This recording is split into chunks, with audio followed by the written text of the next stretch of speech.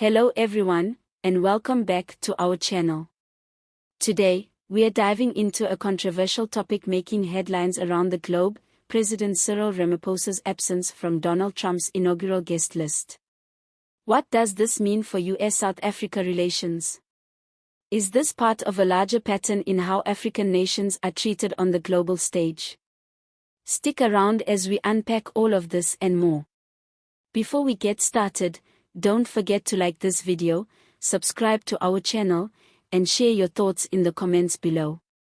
Let's get into it.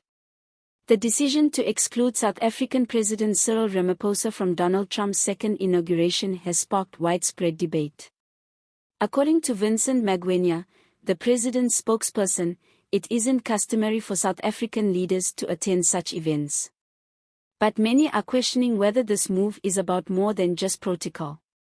Could it reflect a deeper disengagement between Trump's administration and the African continent? In recent years, U.S. relations with Africa have come under the spotlight, and not always for positive reasons. During Trump's first term, his administration faced backlash for controversial remarks about African nations. These comments provoked strong reactions from countries like South Africa, Ghana, and Nigeria, and even prompted a formal demand for an apology from the African Union.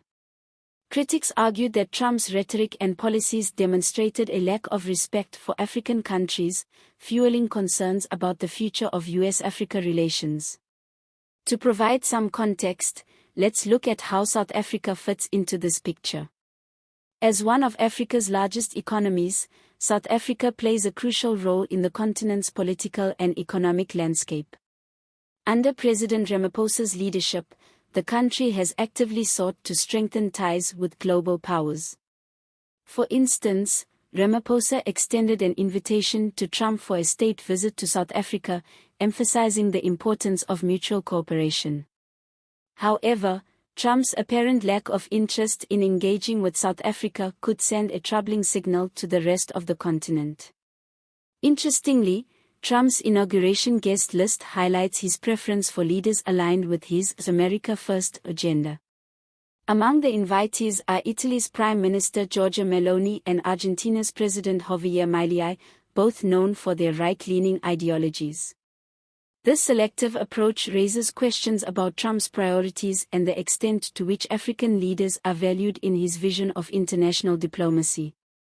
Meanwhile, South Africa's ambassador to the U.S., Ebrahim Rasool, is expected to represent the country at the event.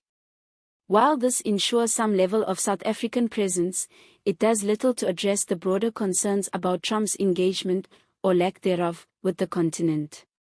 It's worth noting that during Trump's first term, U.S. investments in Africa declined significantly. In contrast, China made substantial inroads, investing $25 billion in South Africa alone across various sectors.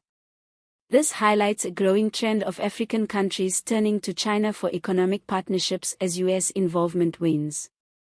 This shift has significant implications. For one, it could affect Africa's economic development and its geopolitical alliances.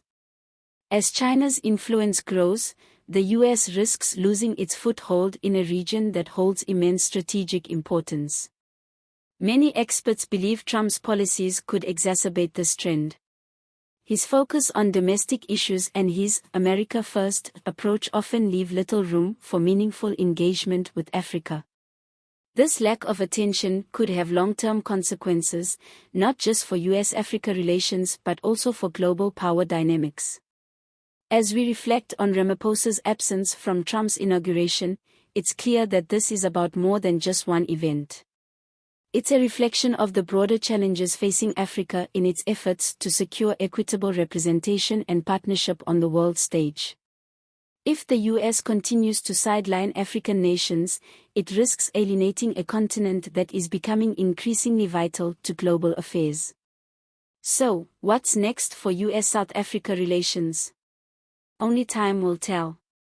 But one thing is certain: the world will be watching how Trump's administration navigates its relationship with Africa during this pivotal time. Thank you for tuning in to today's analysis. We'd love to hear your thoughts on this topic. Do you think Trump's policies are undermining US-Africa relations? Share your views in the comments below. Don't forget to like this video, subscribe to our channel, and hit the notification bell so you never miss an update. See you next time.